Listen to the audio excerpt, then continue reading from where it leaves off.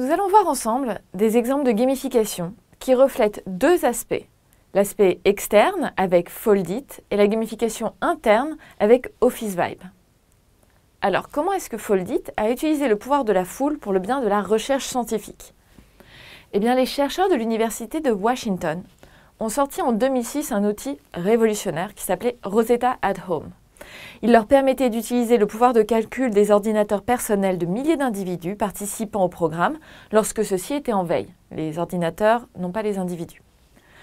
Pour offrir une vision de l'aide qu'apportaient les participants, Rosetta at Home proposait aussi un économiseur d'écran montrant l'état d'avancement de la résolution des problématiques de pliage de protéines que les ordinateurs calculaient. Très vite, les chercheurs ont commencé à recevoir de nombreux messages de participants frustrés de ne pas pouvoir interagir avec le programme parce qu'ils pouvaient clairement voir la solution alors que l'ordinateur, lui, ramait complètement. Alors en mai 2008, ils ont lancé Foldit, une version interactive et gamifiée de leur premier projet. Dans Foldit, l'objectif c'est de trouver la structure la plus efficace possible pour une protéine. Le programme propose alors plusieurs outils pour modifier la structure d'une protéine et chaque modification obtient un score qui est inscrit sur le leaderboard de ce niveau. Le score est établi en fonction de l'efficacité du pliage de la protéine. Et c'est un succès incroyable, tant au niveau du nombre de participants, il y a aujourd'hui 350 000 personnes inscrites à Foldit, qu'aux résultats scientifiques. Les joueurs sont systématiquement plus efficaces que les algorithmes pour plier des protéines. En 2011, après 10 ans de recherche par des biochimistes, il a fallu 3 semaines aux participants de Foldit pour trouver la structure tridimensionnelle du protéase rétroviral du virus MPMV, essentiel dans la recherche contre le sida. Foldit n'est pas le seul exemple d'utilisation du pouvoir de la foule et de la gamification pour faire avancer la recherche scientifique. On peut aussi citer Zooniverse, avec la classification morphologique des galaxies, ou la cartographie des connexions neuronales avec iWire.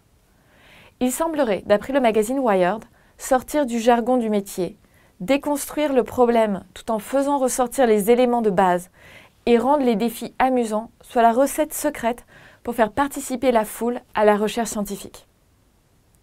Maintenant, voyons un exemple de gamification interne. Comment est-ce que Office Vibe s'est réinventé après l'échec de sa première gamification? Office Vibe, c'est un projet de l'entreprise Gsoft qui a pour but de rendre la vie de bureau plus agréable. Gsoft, c'est une entreprise canadienne créée en 2011, spécialisée dans la migration de projets SharePoint. En 3 ans, elle est passée de 5 à 31 salariés et pour attirer et fidéliser les nombreux talents qui forment ses équipes, elle a mis le bien-être de ses salariés au centre de ses préoccupations. Télétravail, jours de congé illimités, etc.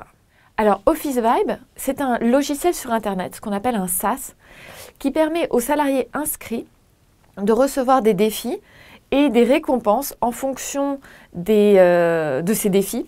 Et ces défis concernent le fait d'apporter quelque chose à la vie d'entreprise.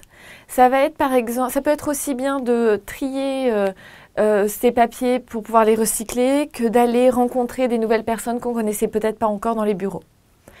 Ce qui est intéressant, c'est que cette version d'Office Vibe a été un échec. Alors on peut se demander pourquoi ça a été un échec. Pour moi, il y a plusieurs choses. La première chose, c'est que nous sommes dans le monde du travail. Et dans le monde du travail, il est très difficile, c'est toujours très dangereux de faire de la gamification, il faut toujours faire très attention.